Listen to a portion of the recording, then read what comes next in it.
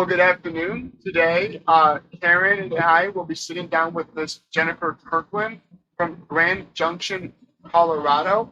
Jennifer, how are you doing today? I'm doing great, thanks. How are you? I'm doing fantastic. Jennifer, could you give us a little bit of an idea as to what you do over at Grand Junction and just a brief overview of your job there? Sure. So I'm the Communication Center Manager for Grand Junction Regional Communications Center. We are the largest PSAP on the western half of Colorado, which is known as the Western Slope. We are a 16 position for desks in our comm center, and our staffing is 56 when we're fully staffed. We serve a population of all of Mesa County, which is approximately 160,000 people, and we do about a little over 300,000 calls every year. That's a big center. How long have you been the communications director over there? So I've been here for almost 2 years. In that position? Yes. How long have you been in 911 in the industry? I just celebrated my 20th year in 911. Prior to coming to Grand Junction, I worked at the Vail Public Safety Communications Center in Vail, Colorado, in the middle of the state, and started as a dispatcher and rose up through the ranks, became a trainer, became a supervisor. I was interim director there for about 6 months, and then I finished out my career there as operations manager for about 7 years. That's awesome. So that means you started in 911 in 2001 as a dispatcher Yep. at Vail. So that's amazing. What made you want to get into 911 in the first place? Well, it's funny. I came to 911 by accident, like so many of us do. I was working for a mom and pop cell phone store, and the fire chief in Vail at the time recruited me for my customer service skills. It didn't hurt things that his wife was the recruiting and hiring manager there in Vail, and so back then, as now, they were always looking for people and always fighting the short staffing. And so when he found that I had good customer service skills, he recommended that I test. And I applied and got hired, and the rest is history, as they say. Were you at all nervous about getting involved with 911? Did that seem a little scary? No, it really didn't. My boyfriend at the time, who became my husband, he was a volunteer firefighter in Eagle County and had been for many years. So it wasn't an unfamiliar world. Of course, I didn't know anything about 911 beyond what you knew, what anybody knew. You know, you learn it in school. You call 911 when there's an emergency. My first exposure to the 911 world from the inside was my sit-along that I did while I was in the hiring process. But I wasn't intimidated, mostly because I had been listening to the fire radio on our bedside table for a couple of years at that point. In fact, one of the things I had to learn in training was to actually listen to the radio because I had gotten really good at tuning it out. That's funny, actually. Well, so did you get into 911 with the intention of staying after you were hired, or was it always a temporary position that became permanent? Well, you know, I've always been the type of person that when I got a job, I was in it for a commitment. I did actually get to a point about 2.5 years after I was hired. I got to a point where I was jaded and wanted to get out, and I went so far as to get hired somewhere else. I had given my notice. My police chief at the time sat me down and said, "Why are you leaving?" And I told him why I was leaving, and he asked me to stay, and we came to terms of an agreement, and I stayed. And so I'm profoundly grateful to him for seeing potential in me where I maybe didn't see it myself and convincing me to give it another shot. I wouldn't obviously be here if that hadn't happened. So it became a career after that point. When I stayed and the conditions in the communication center got better, and I realized that there were a lot of opportunities open to me that I didn't realize before. And I think sometimes at line level, we don't see that, and it's incumbent upon us as leaders to show our line level folks how it can be a career and all the different ways that it can become a career, and you can still challenge yourself while staying in 911. That's amazing. That was your police chief that really sat you down, and he's one who convinced you to stay longer and to make a career out of this job. Yep, he did. I had to turn around and tell my new job that I was actually going to stay at my previous job, so that was an interesting experience. But and it's a small valley, so I had actually gotten a job as the office manager of my doctor's office, so that made it a little awkward for a couple years afterward. I would still go to the doctor, and they'd be like, "Oh, hey, it's you. That's great." But it was fine. And my police chief is still police chief there. In fact, he is now serving as president of the International Association of Chiefs of Police this year. So he's still there too. Wow. Wow. Do you guys still communicate? Are you still friends? Yeah, we still communicate. That's awesome. That's awesome. So, at what point did you move from becoming a dispatcher and then becoming the communications director? So, my career path, like I said, I became a trainer and I got pretty passionate about training. I enjoy teaching adults and I enjoy helping people get through the little hurdles that come in training. And then in 2009, my center sent me to the Communication Center Manager Program, or CCM, that's put on with Fitch and Associates and the International Academies of Emergency Dispatch. The tagline for that class is 2 weeks that will change your life, which can sound pretty hokey, but for me it was true. And the skills and the knowledge that I gained there helped me see how I could make a difference. The other thing that happened around that time was someone, and I still don't know who, nominated me to serve on the board of our local NINA chapter.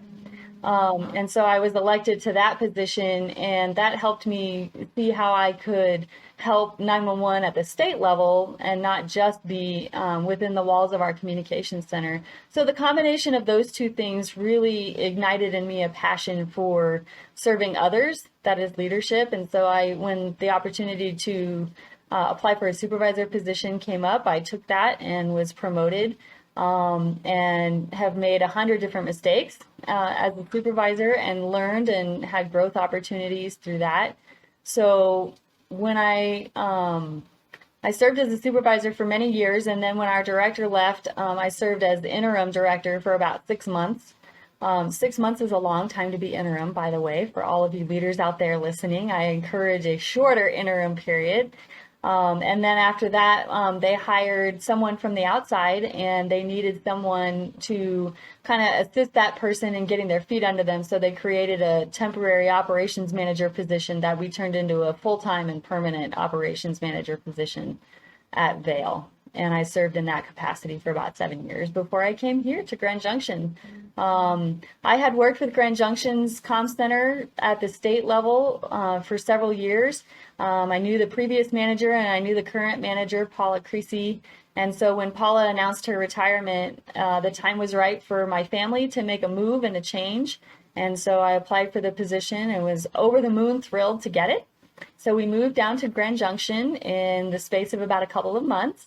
And I took over the communications center manager position in December of 2019. And I had all these plans about how we were going to provide stability to the comm center because they'd gone through a lot of change. And of course, COVID had other plans for us. So Oh my goodness. it's been a wild ride, but man, we have a great team, an amazing team of people to work with here. And so we've gone through it together, just like every comm center in the country has. That's incredible. So, besides your husband, your old police chief, do you have any more mentors along the way that really kept you wanting to stay in this industry? Yeah, so through the comm center manager course, the CCM course, I had the privilege of meeting Jay Fitch. Jay Fitch is the founding partner of Fitch and Associates, and he's been a great mentor to me, not so much in career, but just in how to be a better leader in general. I had the privilege to be mentored by Carlin Page at International Academies of Emergency Dispatch. And she is the one, when they were looking for new faculty members to come on to the CCM faculty, she thought of me and offered the opportunity to come and see if that would be a fit, and it was. So I've had the great privilege to actually become a core faculty member for the CCM program. Through NINA, I've had several mentors through NINA, Ty Wooten being one.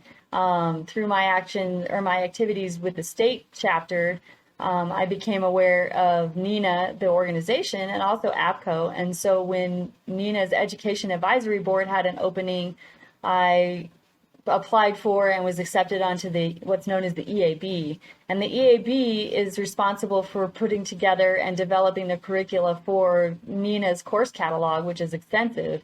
And I've had the privilege to teach for NINA as well, traveling around the country. And now with COVID, we do our instructor-led online. So all of these different things to do and people to meet and network with along the way, it's hard to single out any one or two people as mentors because I've had the privilege of meeting so many amazing people in the 911 industry who have all influenced me and helped me to be a better person in some way, shape, or form. We have a strong 911 community in Colorado at the state level. And several years ago, we were inspired to create a training standards committee by Daryl Branson, who's now our state 911 program coordinator at the state level. And he's been an amazing mentor as well because he just has so many of these great ideas and is really good at getting people behind him to carry out those ideas. And so through that state training standards committee, we actually worked together in pre-COVID and pre-Zoom times. We would travel around the state. We would hold monthly meetings at different locations to gain participation. And over the course of 3 years, there were a pretty strong core committed group of people from over 20 PSAPs in Colorado who got together and put together a basic telecommunicator course that we could offer for free because we wanted all the telecommunicators in Colorado to have a base level of training, which, as you know, in the comm center world is sometimes hard to find, especially if the smaller centers don't have the funding or the large centers didn't necessarily have the time or the resources to do that. So trying to pick out one or two people is difficult because I've been blessed to come into contact with so many people along the way who have really helped shape who I am and my leadership. Jennifer, it does sound like training is your forte and training you love to do is work with individuals and get them to where they need to be. I want to ask this question. I know Karen wants to get into the council, all the individuals, like the wages, the benefits of getting into 911 and how that works out. But I want to ask another fun question. What was your favorite success story of an individual you worked with and trained? And somebody you love to do and why you love to do it. And you get to pick one. I don't know if I could pick just one. Wow, that's a really tough one because, I've had the privilege to directly train when I was a trainer and many of those people have gone on to become supervisors. I've had the privilege to train with CCM since 2014, and so many of those people have gone on to be great comm center leaders and comm center managers and do all kinds of amazing things. I'm not sure I could pick just one. I'm so sorry, but there's just so many success stories.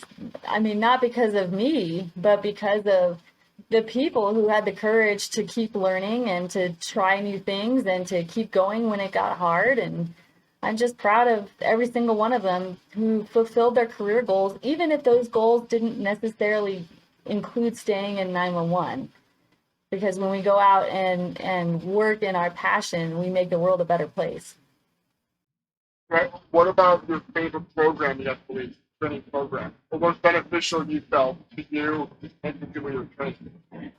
Well, that's a tough one too because I love working with the Education Advisory Board. I had the privilege to put together their supervisor course, which I'm super proud of. We're going around and training new supervisors. I've had the privilege to put together the Advanced Police Dispatch and the Enhanced Caller Management courses, which I'm proud of. The Training Standards Committee that we did in Colorado, when NINA put together their online core competencies class, which just debuted this year, they actually took as the basis for that the material that Colorado had put together. So I'm extremely proud that this grassroots organization that we had in Colorado provided the curriculum for NINA's national core competencies class. And that was wholly grassroots and voluntary. And so, I've just been incredibly fortunate to be involved in a lot of things that really make a difference in people's lives and help create better 911 telecommunicators and better leaders across the country. All that through COVID and seeing that transition from in person to Zoom training and all the change that brings, and let alone taking over at a brand new PSAP. Yeah, it was interesting. I had to make a lot of changes in people's lives that they didn't really know me, and I didn't get a chance to show them my leadership philosophy really before we had to say, oh, now we're going to wear masks every day. Now we have to stay 6 feet apart. Now we have to, here's the COVID leave changes, and you have to call in sick when you don't want to, because in 911, that's what we do. We come to work sick and we get the job done and that kind of thing. And now we can't do that. And so I really credit my team with having a lot of courage to trust me when they didn't know me. I had great leadership from my deputy chief, but I also had a really good team of people who were willing to go along with me and stay in dialogue about a lot of these things that were unpleasant and none of us really wanted to do. Yeah, everything about this pandemic is hard, difficult, and becoming the new person, having to direct people who don't really know who you are, Mm-hmm. and you don't know who they are. It's hard. It's very difficult. But it sounds like you were very blessed with a fantastic team that you got to have over at Grand Junction. That's just incredible. And I know Karen wants me to definitely get into some more management styles of how you run things, the talent pools, how you find, how you direct talent. So Karen, if you wanted to go ahead and take over. Absolutely. Jennifer, it's great to have you here with us today. And you have an amazing career, and the career path that you've taken has given you so many different challenges and opportunities. It's nice that you recognize the line staff may not realize how many different opportunities that they have as a career in 911. 20 years ago, you weren't aware of so many different groups, organizations, people you would touch, people you would train and push on to bigger and better things. And I think it's an amazing thing that you've embraced, and I applaud you for everything you've done in the Colorado 911 world. It seems that the team you have at Grand Junction is extensive, so you have a pretty large support staff. Can you elaborate a bit on that as compared to perhaps Vail, where it was a smaller PSAP? Sure. So Vail, when they're fully staffed, they have 24, including a director. They have a staff of 5 supervisors, and the rest are line level telecommunicators. And their county is about half of Mesa County. So when I switched from Vail to Mesa County, it was double in every way. It was double in the number of desks. It was double in the number of employees. It was double in the number of population and call volume, and even agencies that we dispatch for. But there's also a lot of similarities. We both comm centers are multidisciplinary, dispatching police, fire, EMS. We had worked together in the regional format over several years, so we had a lot of the same philosophy. In fact, as a CTO instructor, I had trained a lot of Mesa County's CTOs in how to be trainers. So we had a lot of overlap there. The main difference that has struck me is just the call volume. When you look at Mesa County and when you come into our floor, the dispatchers are busy all day long. They're taking calls. The call takers here, that's their sole focus. They're not required to also dispatch. They have clear dispatching functions if that's what their job is that day, or if they're on call taking, they're call taking, and they're busy all day long. So it's imperative that we give them a lunch break away from the floor so that they can get a chance to refresh and take a break. We are fortunate enough that if they need to get up and take a break after a call, they can do that and somebody else can pick up the slack.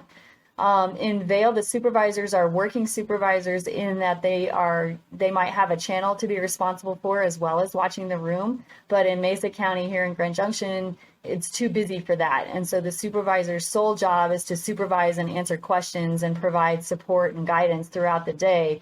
They'll pick up a phone call if the comm center is overwhelmed, of course, but their primary responsibility is to remain that level of support for the line level.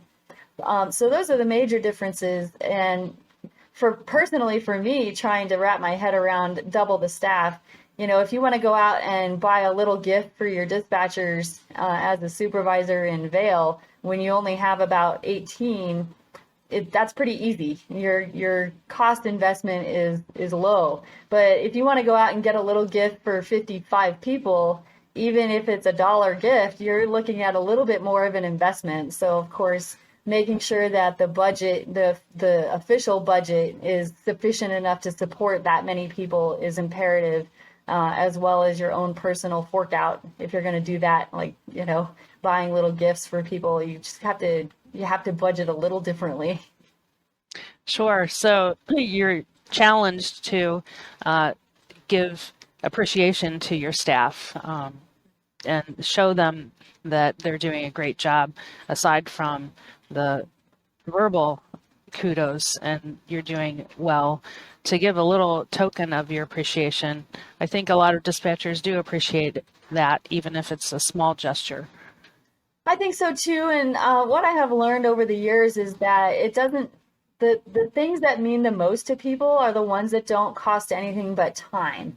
For example, I really try to find 2 or 3 people every week that I can write a handwritten thank you note to. And some weeks it's, wow, thank you so much for working extra overtime this week. Or if it's a supervisor who comes in and helps out with pulling audio requests, I'll put a little note in their locker. Or even if, someone, like we had a telecommunicator take a call last week involving a small child, and this child couldn't get their parents to wake up. They were small enough, they didn't know their address, and so our call taker stayed on the line with them for quite a little while, using their phase 2 tools and rapid SOS to get help over to where this kiddo was calling. Thank goodness he called 911. But little things like that, it helps when people have a boss that sees their effort, right, and acknowledges their effort. It doesn't have to be in a huge public way, but knowing that they're working for someone who sees and recognizes their work specifically, I think goes a long way.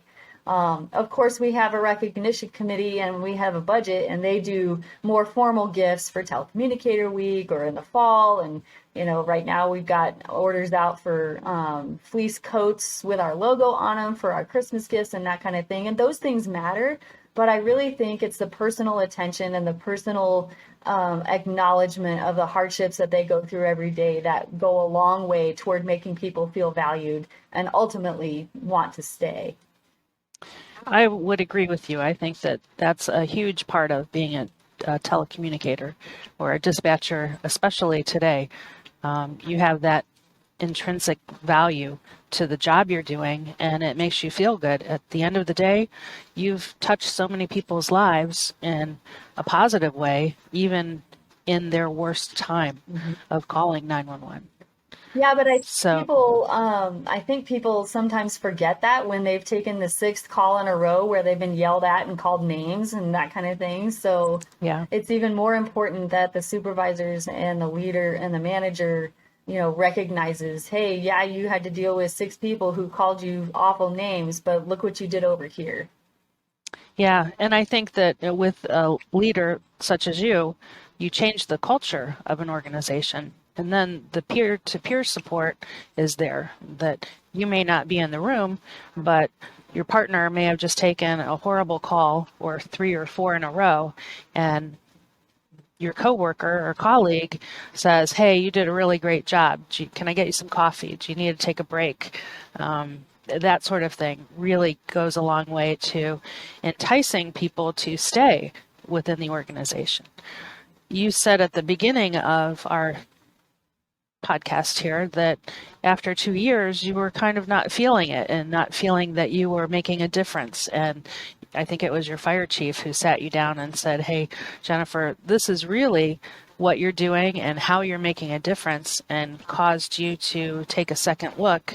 And now, 20 years later, you've just flourished and changed so many other telecommunicators' lives to stay within the business. What do you see now in trying to recruit people that's different over the course of the last 20 years? Well, Has it changed much? Oh, yeah. Sorry, I didn't mean to interrupt you. It's all right. I don't think I'm saying anything new when I acknowledge that we are in a recruiting crisis, the likes of which we've never seen. The great resignation or the great attrition or whatever you want to call it that's going on right now is very real. I know a colleague who just chucked their 14-year career in EMS because she lost her mother about a month ago and reprioritized her life and said, you know what, I want to spend more time with my kids. So she quit her EMS job and got a job as a bus driver for her kids' school district. And now when her kids are off, she's off. And people are doing that on a large scale. So, and I applaud her, by the way, there's no judgment. I fully believe that people should live their values. But I think it's incumbent now more than ever for 911 centers to make sure that their values are aligned with their employees' values and to treat people in such a way that they want to stay.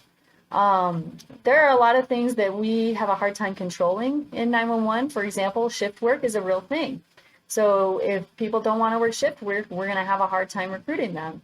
Of course, it's a tough time in law enforcement right now. And so if your comm center is involved with dispatching law enforcement, or if it's under the police department's chain of command like ours is, might have a hard time recruiting people who don't want to be involved with law enforcement. And I, of course, throw no shade to law enforcement. It's just a reality that we're facing right now. So when we're recruiting, I think recruiting actually starts with retention, because if you're building an environment where people want to stay, then when you're recruiting, you can show people what is in it for them. And I think right now, in order for people to want to come to work, they need to know what's in it for them. So you have to try and appeal to a broad range. For some people, knowing that they make a difference when they come to work, that might appeal to them. For other people, the benefits that your agency might offer, and shift work could be one of those benefits, by the way. The 9-to-5 life doesn't work for every family or every person. And so the benefits of shift work can be touted.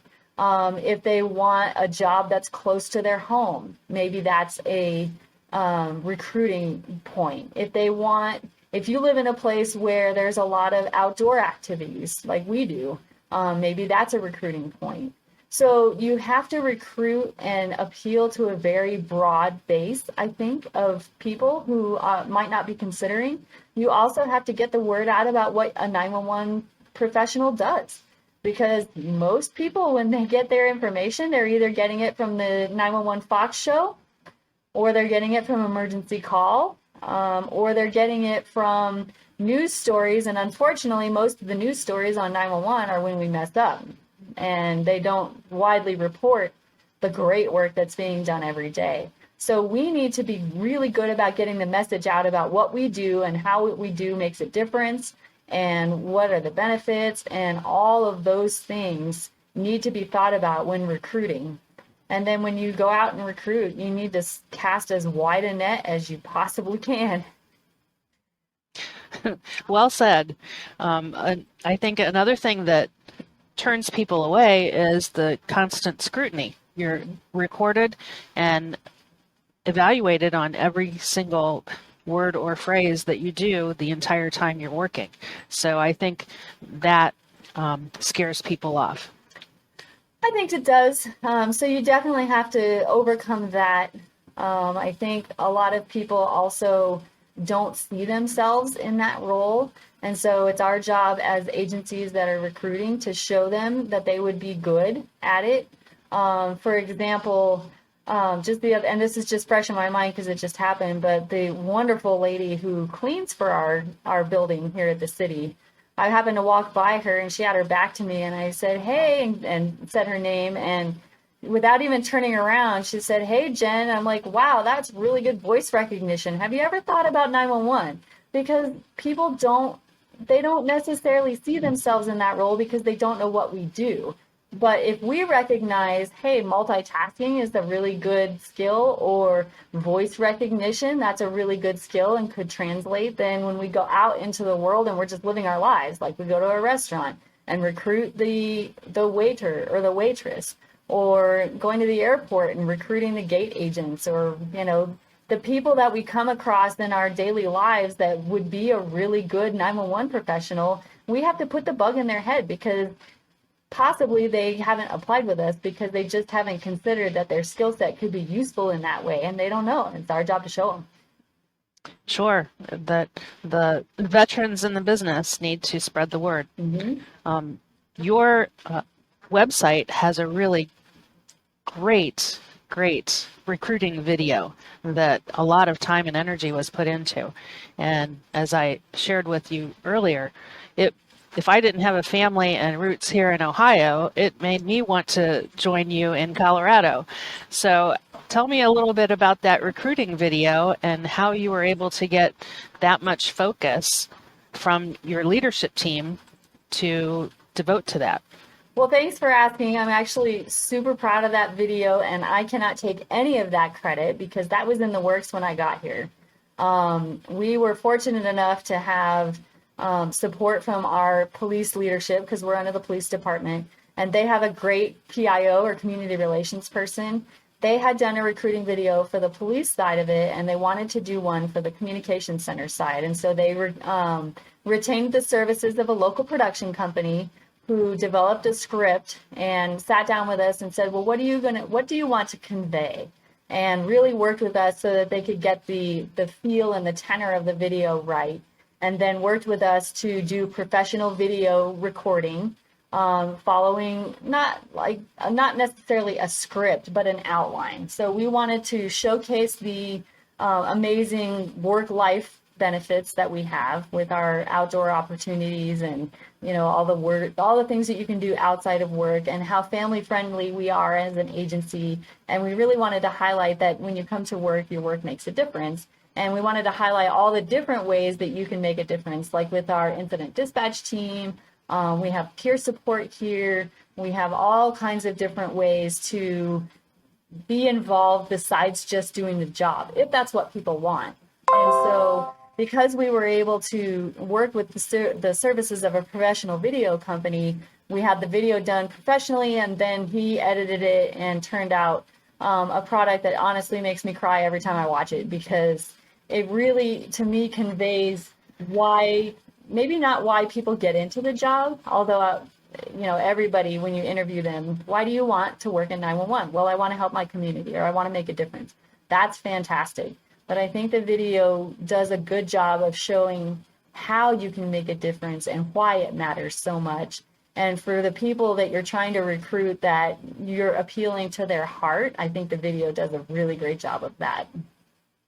I think so too. It also shows that in a communications center, you're a family, that you're with your coworkers 40, 50 hours a week, and you make a difference in other people's lives, but they also, and you, make a difference in each other's lives, caring for, when children are born, marriages, deaths, all the good and bad that comes with living. You see that in your comm center family, and that video production really shows it. And I think that does a lot to entice people to perhaps think of 911 dispatching as a career, whereas, as you said before, people don't see themselves in that role or don't think of it. And unless someone gives you a little nudge to say, hey, maybe try this, someone might not consider it. So wages and benefits are a big plus for everyone. What do you think helps people stay besides the wages and benefits to end their career as a 911 dispatcher? Well, I want to touch on something you said actually about being a family and with retention. And it kind of goes back to what we were talking about earlier as far as communication center culture. I try to teach people all the time, both within my own center and through the teaching opportunities that I have, that it's the line level staff that make the biggest difference as to whether people stay or go in a communication center. Because if you're going to spend 40 and 50 and sometimes, unfortunately, 60 hours a week with someone, if the person sitting next to you makes your life a living hell, you're going to quit. It doesn't matter how good your leadership is. It doesn't matter how good the benefits and the pay are. If you hate going to work, you're going to quit. And so it's important that the line level people really are incentivized to treat each other well and create that environment in which people want to stay, because that has more to do with people staying or going, really honestly, than anything else. So as we, and your leadership has a direct role in that, and the supervisor team has a direct role in that, because the supervisor team is responsible for holding people accountable to agreed upon standards of behavior. And behavior is absolutely something that you can request people from, right? So when we talk about attitude and behavior, you can't require someone to have a good attitude, because that's on them. But you can require someone to behave in such a way that it makes the environment acceptable for all. So I really think that we need to work on making sure that our line level are incentivized to treat each other well, because they're the ones that have the most effect, and the supervisor's not going to be in the room every minute, and I'm certainly not going to be in the room every minute. So we need to make sure that they are treating each other well. And then as far as what else invites people to stay, one of the things that we've been spending a lot of time working on here in Grand Junction is, what can we offer that they can't get at other jobs, right? So yes, I think it's great that we deliver babies and we save people's lives with CPR, and I think that's wonderful, and I'm not discounting it, but what else can we offer? So we're looking at things like the opportunity to grow your career. Are we able to send people out for training? Can we send people out to conferences? Because that's the way that people get re-energized, and also they start to see that here are ways that they can make a difference beyond sitting down for 40 hours a week and taking calls and dispatching, which is very important, but people need challenges. So incident dispatch team, can we get them out of the center and dispatching in the field? We were, blessed to send 4 people out on wildfire deployments this year. And they all got to go out and get that kind of experience and really have that kind of exposure to the job in a different way and still be paid for it. Sending people to conferences and to training classes is fantastic, because then they get out and see what other centers are doing. They get the benefit of the training, but we're investing in them and their careers. And knowing that your boss invests in your career can be one of those things that is not tangible, but keeps people in the job and overcomes the not so great parts of it, like getting called names and dealing with responders that don't understand and shift work and that kind of thing. My people went to an FBI LEADA class earlier this year and came back with an idea that I really want to implement, which is providing healthy meals for people so that they don't have to spend time meal planning or grocery shopping or that kind of thing, or don't have to rely on fast food. And so one of the things I would like to work on in 2022 is to do a pilot program and proof of concept. And if people like it and it proves to be beneficial, then I want to put it in the budget to have at least one meal a shift that they don't have to meal plan for, that is healthy, that they get to choose what the meal is, and it's there waiting for them at their in their fridge or for them when they come to work. And it's one less thing that they have on their plate, haha. And one more benefit that we provide that helps them, A, feel appreciated, but B, it's an added value that they wouldn't get somewhere else. So we're constantly trying to think, what can we do to add value to their lives that makes them want to stay versus want to leave? And I think comm centers right now really have to be thinking about that, because recruiting is one thing, but retention, it's much better to retain the person that you've already trained up and has that institutional knowledge than to drive them out.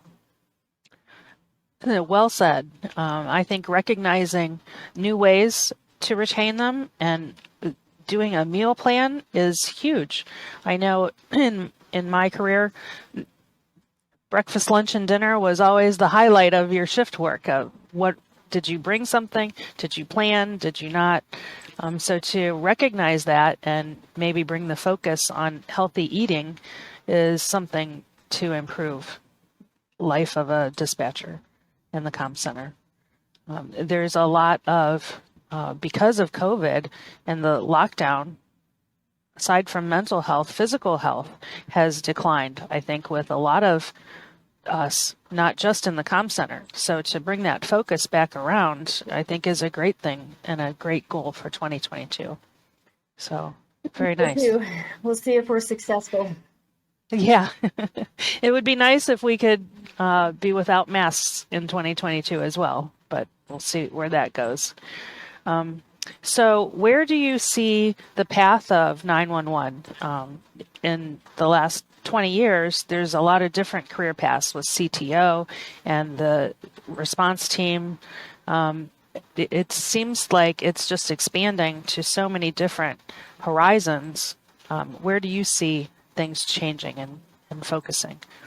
So one of the exciting opportunities that I see coming is with the Next Gen 911 being implemented in more and more centers, and hopefully with national funding here coming up, we have the opportunity to receive pictures and video and other kinds of data into the center.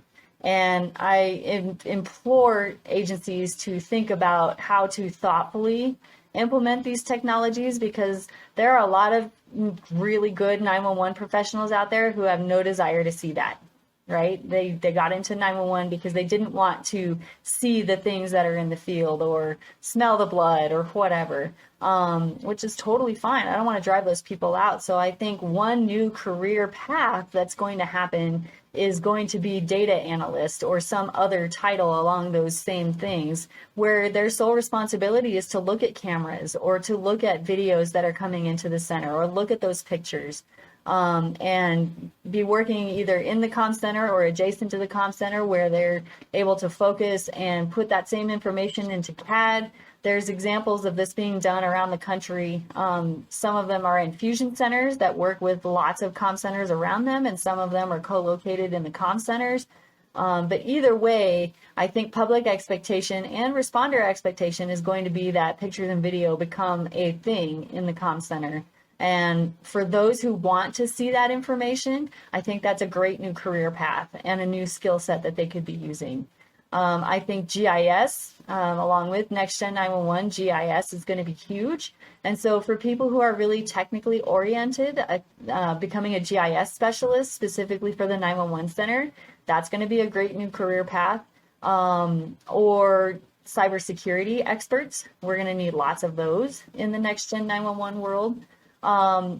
Resiliency coordinators and mental health care in the comm center specifically, I think is going to become more. I'm so happy to see that becoming a thing, but I think that's going to become more and more popular. And I think centers might either start having their own mental health coordinator, or maybe double up or partner up with some regional comm centers opportunity and share someone who is responsible for caring for the mental health wellness of their people. And they might go around to different PSAPs and do that for all of them. So I think there's a lot of opportunity to expand and grow your career growth opportunities. Some people want to be a supervisor and some people don't. So can they lead groups within the comm center that still challenge them, that isn't necessarily a supervisor commitment? Or can they be a subject matter expert in the technology, and they're a CAD subject matter expert, or they're a telephone subject matter expert, or those kinds of things. Training coordinators. There's just so many ways that we can rethink how we're doing things in the communications center, that will help people gain new skills and stay involved in 911 that still challenge them so they don't become stagnant in their role. And then, of course, there are people that love coming to work and taking calls and going home, and they don't want to do anything else, and they are really good at it. And we have to make sure that we support those people too, and don't force them to be outside their comfort zone if that's not what they want, because that's a level of support as well. Well said. I think finding your talent pool and then allowing people to specialize in what they like, be it GIS or IT or training, and giving them the opportunities to grow if they want to within the comm center, or if they want to remain a call taker, dispatcher, and not take on any additional roles. There's also room for that. And this is with our CAD systems, it's computer aided dispatch, and you can't dispatch without a thinking, feeling person, because every call you take is a little bit different, and it's difficult to write protocols for every single call. So retaining those people who have the knowledge that they gain year after year after year and building upon it, I think is essential as well. Sounds like Grand Junction and Colorado is leading the way in the field here in our world. So I applaud that, and I think that what you're doing in promoting the professionalism of this job and bringing us to the first responder role is essential. So thank you for taking the time to be with us today. It's been great learning everything about your organization. Okay, not everything, but many things about your organization, and the great work that you're doing is awesome. Well, I appreciate you having me, and thank you for the opportunity. And I want to say one final thing, which is, one, we're hiring, and two, I think that we're doing a really good job, but I also want to acknowledge that 911 centers everywhere are struggling to recruit and retain people. And so I want to say that we're all in this boat together. And I think the more that we can come together and leverage our strengths as PSAPs and share each other's best practices, we're all trying to find really good people and retain really good people. And I just encourage anybody who's feeling like they're having a hard time to know that it's not just you, and to reach out to your local NINA and APCO chapters. APCO's got message boards that are full of this topic of retaining and retention right now. NINA is having that same conversation, and I think the more that we can help each other out and share ideas and opportunities and best practices, the better.